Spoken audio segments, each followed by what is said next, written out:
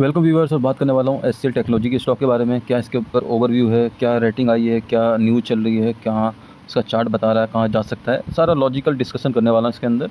और जो लोग नए हैं उनसे कहूँगा भाई इसके ऊपर मैं लगातार वीडियो बना रहा हूँ, आप लोग देख सकते हो। और भी स्टॉक के ऊपर लगातार वीडियो आ रहे हैं जिसके अंदर कह सकते हो बहुत अच्छी और सटीक जानकारी लगातार शेयर कर रहा हूँ। तो चैनल को सब्सक्राइब करके रखिए, आप लोग के लिए बहुत हेल्पफुल होने वाला है। सबसे पहले इंपॉर्टेंट डिस्क्लेमर ज़रूर पढ़िएगा। सो पहले ओवरव्यू समझ लेते हैं, फिर देखेंगे चार्ट में क्या दिख रहा है। तो देखिए भाई, मैंने ऑलरेडी कवर किया था जिस दिन अनाउंसमेंट हुआ था। सर्वम में एआई के अंदर 1427 करोड़ की इन्होंने बड़ा इन्वेस्टमेंट किया है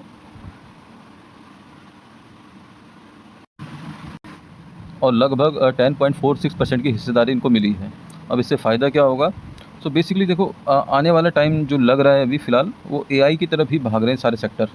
ज़्यादातर जो आईटी सेक्टर है उनके ऊपर ज़्यादा दबाव है एआई को लेके।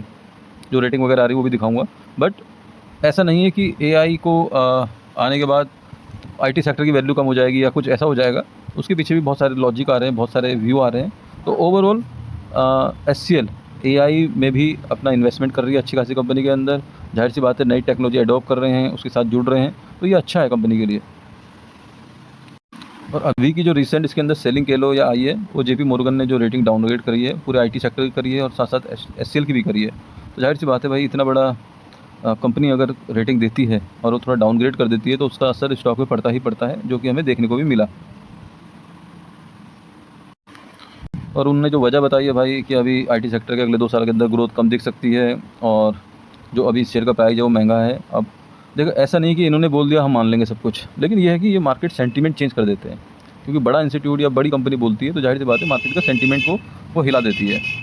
क्यों आज से पहले 1500 रुपये का था, तब नहीं पता था इनको कि भाई इसकी वैल्यूएशन या शेयर प्राइस महंगा है? आप बताइए, नहीं ना। तो ये कोई लॉजिक नहीं हुआ कि बड़ा महंगा है। ये कह सकते हो कि सेंटीमेंट अभी आईटी सेक्टर के लिए नेगेटिव चल रहे हैं। लेकिन कंपनी साथ साथ बड़े बड़े काम कह रहे हो, बड़ी बड़ी पार्टनरशिप, बड़े बड़े डील, नई टेक्नोलॉजी, इन सब पे लगातार काम कर रही है। जो कि अभी गूगल क्लाउड के साथ भी इनकी न्यूज़ आई थी निकल के। और जो ज़्यादातर सारा मामला ख़राब हुआ था, जो एक्सेंचर का गाइडलाइन आई थी ना, उसने पूरे मार्केट को हिला दिया था। अब इसके रिजल्ट आएंगे जुलाई में, तो जाहिर सी बात है लोग के अंदर एक फियर फैक्टर भी आ गया होगा, कहीं ये भी कुछ ऐसा ना बोल दें या ऐसा कुछ बोल दें। जाहिर सी बात है इस वजह से भी एक सेलिंग प्रेशर आईटी स्टॉक के अंदर देखने को मिल रहा है। और जब जुलाई में रिजल्ट आएंगे तो भाई हमने देखना क्या है उसके अंदर। जाहिर सी बात है 2 चीज़ देखनी है कि फ्यूचर में क्या प्लान करने वाले हैं और जो इन्वेस्टमेंट वगैरह करी हुई है उसका क्या फ़र्क पड़ा है पर्टिकुलर बैलेंस शीट के अंदर, प्रॉफिट एंड लॉस के अंदर, कैश इन हैंड के अंदर। तो ये सब देखने वाली बात है। ये रिजल्ट बहुत हद तक थोड़ा बहुत पिक्चर बताएंगे, लेकिन जो असली रिजल्ट आने हैं इसके वो आने हैं सितंबर एंड वाली क्वार्टर के रिजल्ट में। लेकिन ये सब होने के बावजूद भी कंपनी भाई साहब दमदार डिविडेंड देती है। ठीक है, अभी भी खरीदोगे तो मान लो अगले महीने तुम डिविडेंड के हकदार हो जाओगे, तो ये तो बढ़िया ही है। तो ओवरऑल सारी न्यूज़ का मतलब क्या हुआ यार? देखो, आईटी सेक्टर के अंदर थोड़ा बहुत प्रेशर देखने को मिल सकता है, वो दिख भी रहा है, ऑलरेडी दिख रहा है। कोई ऐसा नहीं है कि आईटी सेक्टर अपने टॉप पे चल रहा है। ठीक है, अपने बॉटम के आसपास ही चल रहा है, मोटा मोटा मान के चलिए आप।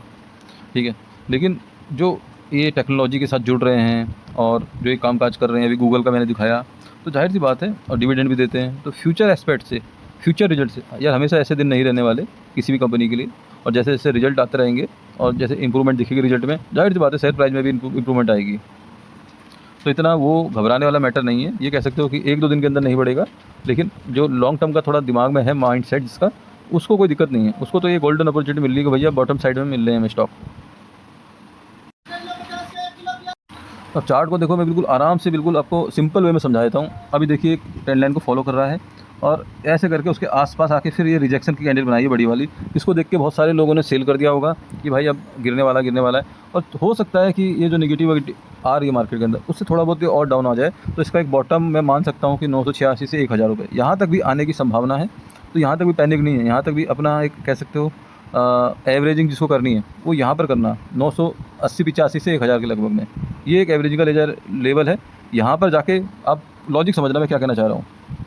ये एक बॉटम बनाया है इसने, यहाँ पर सपोर्ट ले रहा बार बार, इसको तोड़ेगा तो पैनिक सेलिंग होगी इसके अंदर। मतलब जो छोटे निवेशक हैं, छोटे मतलब जो छोटी कैपिटल वाले जिन्होंने खरीदा होगा, वो सब इसके नीचे निकलते ही निकल जाएंगे और यहाँ से ऑपरेटर को बहुत अच्छा मौका मिलेगा कि इसके ऊपर ले जाया जाए। इसका अल्टीमेटली टारगेट 1400 रुपये है। अब देखिए 1 साल के अंदर आता है या 2 साल के अंदर आता है, वो टाइम कोई नहीं बता सकता, लेकिन जो मुझे लगता है जुलाई के अंदर 31 जुलाई तक एक अच्छी खासी तेज़ी मुझे एचसीएल स्टॉक के अंदर देखने को मिलने वाली है जुलाई के अंदर।